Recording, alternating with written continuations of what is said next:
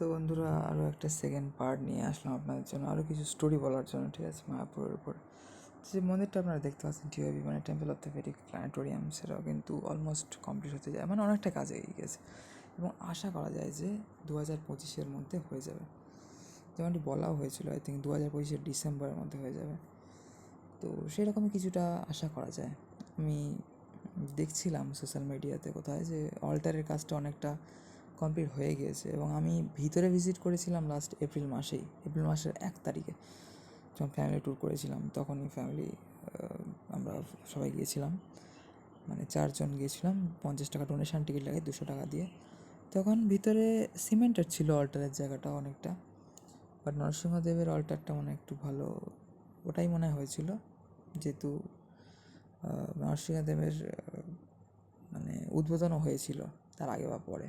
তো যাই হোক, এই হচ্ছে আবার বন্ধুরা। আর আপনাদের যে বললাম যে ব্যাপারটা, যে ফোন, ব্যাগ এগুলো আপনারা তো রুম নিলে রুমে রাখারই চেষ্টা করবেন এবং জুতো যে কোনো জায়গায় আপনারা খুলে রাখতে পারেন। আমি বহুবার কিন্তু মন্দিরে ভিজিট করেছি, বিভিন্ন আরতিতে অ্যাটেন্ড করেছি, ঠিক আছে, এবং 1-2 ঘন্টা অবধি কিন্তু মোটামুটি আমি মন্দিরে থেকেছি, বেরিয়ে দেখেছি জুতো ঠিকঠাক থেকেছে। বিশেষ করে রাধা মাধব মন্দির বা মেন মন্দিরের পঞ্চতত্ত্ব অল্টারের সাইডের দিকটা, মানে পশ্চিম দিকটা, পূর্ব দিকটা একটু বেশি রাশ হয়, টিওইপির সাইডটা, পশ্চিম দিকটা মানে যে রাস্তাটা গোশালার দিকে যাচ্ছে আর কি, ওইখানে দেখলাম অনেক ফুলের বাগান টাগান চারিদিকে দেখেছিলাম।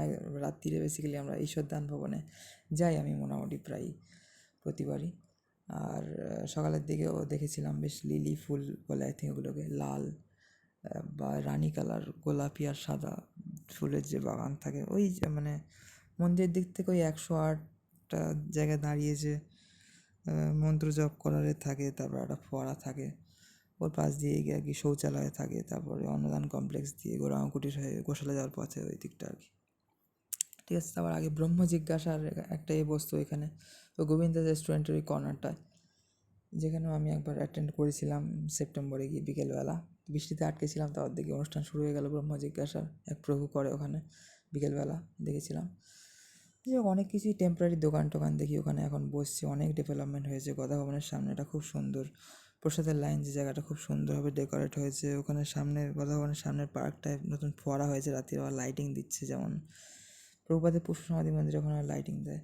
তো মেন মন্দির বা রাধা মাধব মন্দির এবং প্রভুপাদের পশু সমাধি মন্দির, সব জায়গায় আপনার জুতো খুলে কিন্তু যেতে পারেন এবং আপনার কাছে ব্যাগ ফোন যদি থাকে সেগুলো জমা করতে হবে। আর যদি রুম নিয়ে থাকেন কোথাও, তো সেখানে ব্যাগ ফোন ইত্যাদি রেখে আপনারা ওগুলো ফোন টোন না নিয়েই বেরোবেন এবং জুতো যেখানে হোক আপনারা বাইরে কিন্তু সেফ জায়গায় খুলে মানে মন্দিরে চলে যেতে পারবেন এবং ঘুরে আসতে পারবেন। আমি কিন্তু দেখেছি টোটালি জায়গাটা খুব সেফ, আর এমনি সব দিক থেকে ওভারঅল খুবই সেফ।